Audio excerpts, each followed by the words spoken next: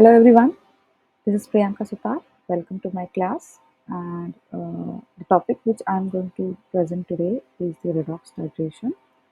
So let's start with the redox titration. So here is the content of the class. I've taken this content from PCS syllabus. So all the content or the topic which will be covered in the redox titration will be from these are from the first year syllabus copy.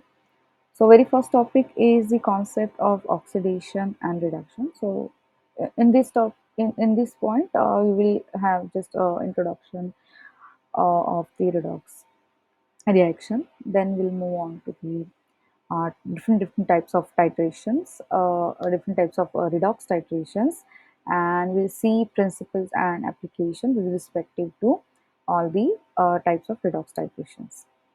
And here are the different types of redox titration. But for today's class, we'll focus on serimetry. So let's start with our class. The first topic is concept of oxidation and reduction. Okay. So this is I call it a redox mantra. As you can see, it's a very colorful diagram. So redox is a short form of reduction oxidation. Like red is from reduction and ox is from oxidation. So we combine these two, red and ox, we call it as a redox. And as you know already that reduction is the gain of electron, whereas the oxidation is the loss of electrons. And oxidizing agent undergoes the reduction, whereas the reducing agent undergoes the oxidation reaction. So you see here why these two reactions happen simultaneously, because one is losing electron and the other one is gaining electron. That is why these two occur at the same times. And when these reducing agent and oxidizing agent are reacted together, these are called as a redox reaction. So can we say like now, because reducing agent is losing electron, whereas oxidizing agent is gaining electron. So electron which is being lost by reducing agent, it is gained by the oxidizing agent. So I can say that redox reaction is a transfer of electron from reducing agent to the oxidizing agent. So this particular slide is very important, and while understanding the principle of each type of titration, you will need to remember this, specifically this, that is the transfer of electron from reducing agent to the oxidizing agent. We will use this logic more often when we study more in as we learn more. So again, let's see the definition of the redox titration. So by definition, these are the titrations which involve the oxidation and reduction reaction which occur simultaneously, and these are called as a redox titration. In a simple words, you can say like redox titrations are based on the redox reaction, and in redox reaction is uh, in redox reaction, and reduction reaction happens simultaneously. And with these redox titration, we can analyze any analyte which is either oxidizing agent or reducing agent against the standard oxidizing agent or standard reducing agent.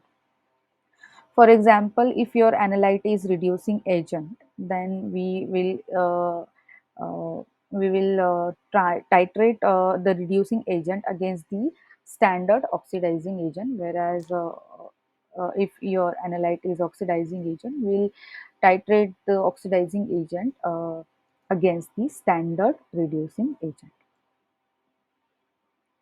So again, let's see a few more basic things. As you have learned previously about aqueous titration, is that it is dependent, sorry, it is based on the neutralization reaction, which is chemical reaction of acid and base, and this involves a change in pH. So as you go on titrating acid and base, there will be change in pH which will be indicated by the indicator. And yes, indicator. So mainly main thing you need to consider over here is there is a change in pH, and in case of a redox reaction the things are quite similar, but there are few changes. The changes is the reaction. So in redox titration, there is in this redox titration is based on the redox reaction, which is the chemical reaction between oxidizing agent and reducing agent. And as the course of in the course of titration, you will observe the change in the oxidation state or oxidation number of the analytes which are used in the titration. So let's see what are the different types of redox titration. So here are they. First is the serimetry, then chromatometry, dichromatometry, permanometry, idimetry, which is direct titration, iodometry, which is indirect titration, and iodometry. This is the titration with the iodide. So as just now I've discussed that we'll focus on serimetry. So let's start with the serimetry.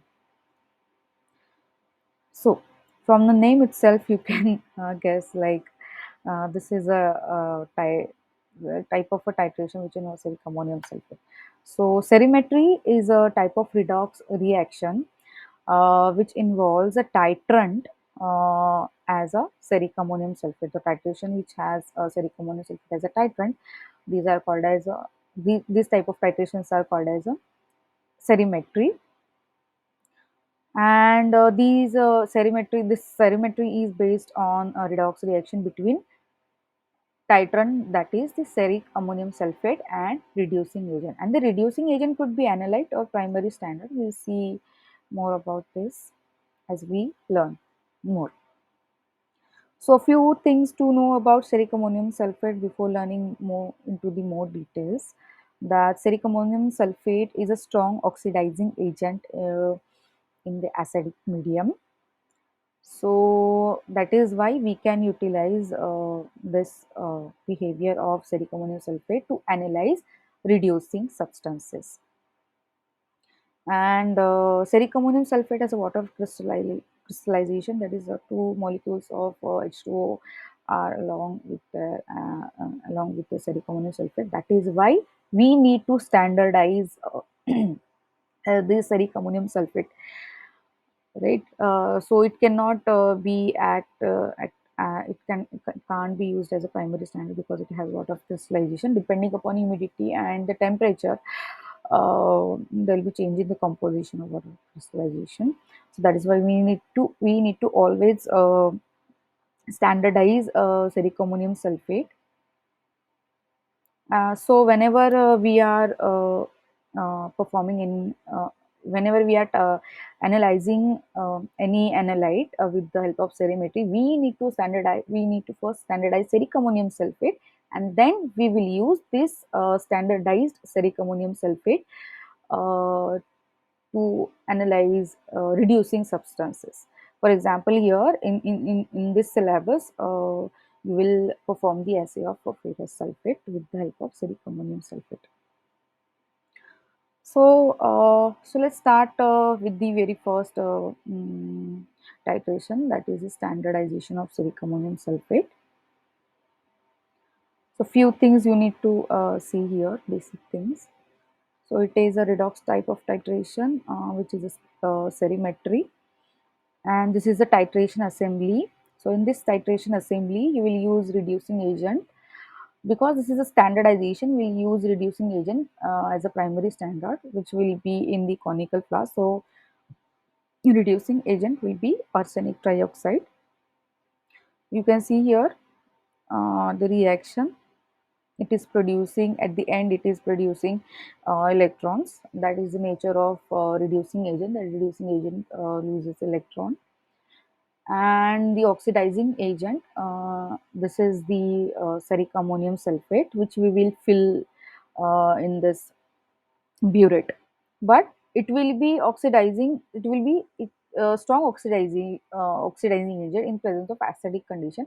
We are not adding acid in the burette, but it will be in the conical flask. So oxidizing agent in the burette, whereas reducing agent is in the conical flask. And this is how it gets reduced. Cerium ion, this is how it will get reduced. And to indicate the end point, we are adding ferroin sulfate. This is another reducing agent, secondary reducing agent we are using to indicate the end point. It will bring the color change. So the how we are in we will see, we are going to see end point. So color change will be from pink to the blue color. And why the blue color? Because it is the color of the ferric complex, or you can say oxidized form.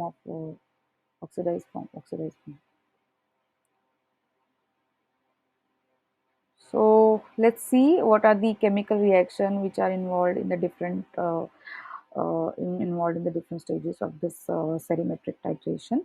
So we'll see at the start of titration, during titration, and at equivalence point and after equivalence point. So the very first uh, chemical reaction you see here, that is the oxidation reaction, which is produced by reducing agent. So here what are we doing?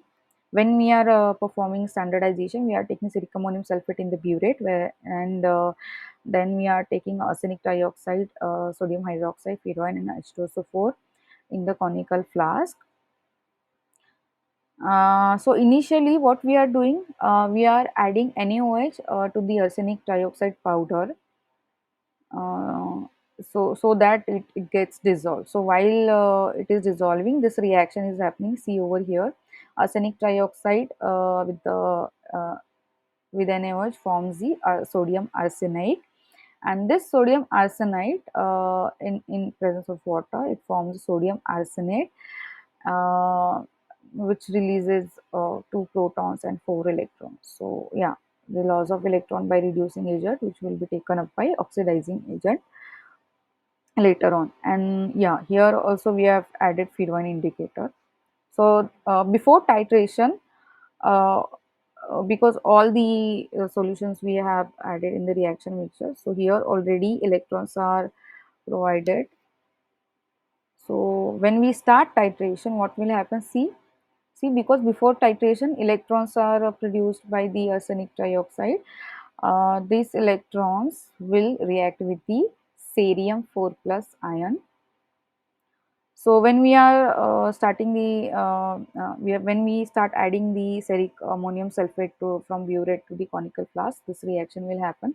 The cerium ion, cerium 4 plus ion of the ferric ammonium sulfate will gain the electron from the conical flask, and it will get reduced to cerium 3 plus. So this reaction, which is there, it will keep on happening until the end point, and at equivalence point, till equivalence point, this reaction will keep on happening.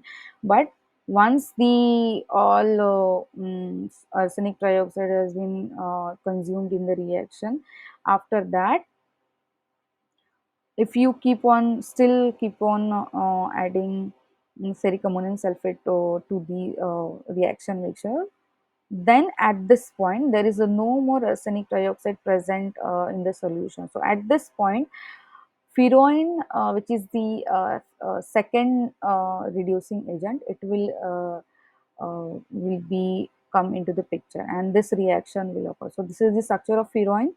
So the ferric ion of the ferroin will react with the cerium ion, which will then produce a cerium 3 plus ion, and this ferrous ion will be oxidized to the ferric ion, so which is the end point. So the blue color which is produced by the end point, it is because of ferric ion.